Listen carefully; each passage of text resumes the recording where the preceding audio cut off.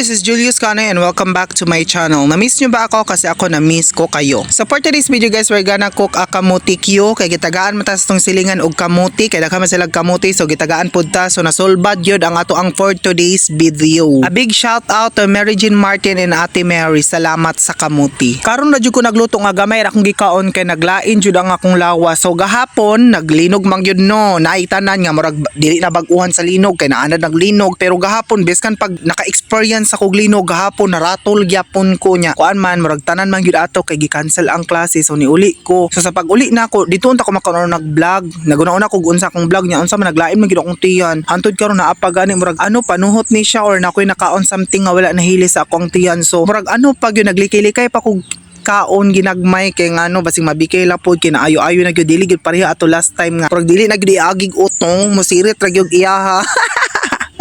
But life goes on kay nga na magyun ang kinabuhi biskan pag moagi tag kalapiti kailangan jud natong mulaban. This is the most simple merinda nga ginaluto sa mga tao. Kung isa ka katawo nga dili ka balo muluto og kamutikyo, you need to question yourself. Asa ka nagkulang og asa ka gikan nga anong di ka kabalo muluto og ingon ani nga merinda. Pero ako pasultihon balag di ko kabalo muluto og kamote basta wala lang nag-igit. Wala mi ilihok-lihok, wala mi ikaon, wala mi ilakaw-lakaw kay ngano taga-tindog nimo sirit dayon. Yaks, my God. Ito ang butula, di ko kabalo unsay hinungdan ani pero nalipay na ko kay wala nagyud siya gamay pero makawala gyud siya sa mood guys.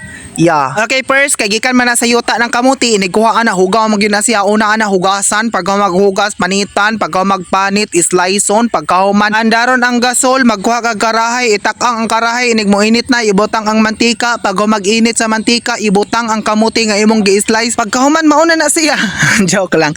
Bitaw guys, daghan nagpamaagi pud nga klase ani pagkaluto sa kamuti no naagay ko nakita nito sa YouTube nga lami kay siya pagka man siya glaga gimash siya gidugmok ginagmay pagka gibot ngan og cheese nya gi-action siya glingin-lingin nya gibot nga breadcrumbs gibot nga itlog lami jud kaayo siya pero pohon ako magbuhat ato kay karon pait pa wala pa gyud ingon nya daghan patag kwarta diha na ta maghimo ang daghan na so karon in a simple way in a simple basic nga pagluto sa kamuti wala man ting pa no so you can see gibot nga na nato siya og asukar kay mao man na siya makapalami makapatamis sa imong kamutikyo di man na siya matawag og kamutikyo og walay asukar use your common sense pud no panagsa kay naman kay mata kapin sig pasabot ba hangak baya na unsa man isunod buhaton og maluto na syempre imo na gyud ang haunon lisod pag imo nang palaton og papagoron di na nimo makaon gamita lagi ang utok.